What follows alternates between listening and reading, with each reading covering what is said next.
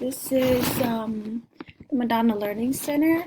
So a quick overview, the Madonna Learning Center is caters to students with special needs.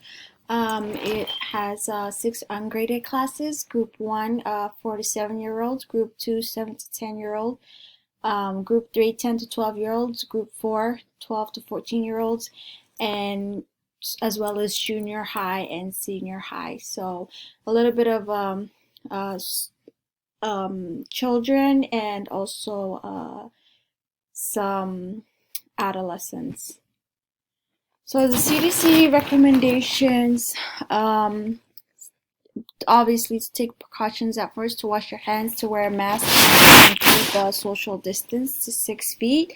There are some symptoms for COVID-19, which include coughing, shortness of breath, fever, chills, either muscle or body aches, vomiting or diarrhea, or even a new loss or taste, loss of taste and smell or smell. So these are some of the symptoms. There are other symptoms such as coughing as well, sore throat, muscle pain, and chills. So if you have any of these symptoms, it's good to get in contact with your doctor. So the problem and the opportunity is, considering that CDC's recommendations, some of the problems specific to the Madonna Learning Center, in this program is addressing sanitation procedures, cleaning the building and the facility, and just a lot of the things that the students and the teachers may use in their day-to-day activities. So regular communicating and meeting with students, teachers, staff, and volunteers, just to kind of go over a lot of the procedures so that everyone is in the loop. Adhering to and following the CDC symptom guidelines, following social distance, and wearing a mask and washing hands as often as possible. So some of the goal and objectives here include, the goal is for the participants to be able to identify and use the CDC COVID-19 guidelines as a way of staying healthy and taking precautions to prevent contracting and or spreading of the coronavirus. An objective is, by the end of the program, all the students will be able to identify 3 ways to prevent the spread of COVID-19 virus, and by doing this, they'll be listing or naming the precautions noted by the CDC.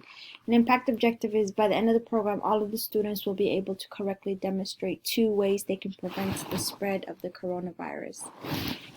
So the program description is, so the purpose of this educational program is to help students, parents, and faculty understand the importance of being and staying healthy. By doing this and following the CDC guidelines for the coronavirus prevention, students, faculty, and teachers will be able to lower the number of coronavirus cases. Hence, also, this will be an 8-week program, and each week the students and the teachers and the faculty will be taking part in several activities in order to ensure that this is met. So a little bit about the program evaluation. Quality and quantitative measures will both be in place. Teachers and students as well as staff will fill out a short survey after the program so that we can know about the benefits and the efficiency of the program course.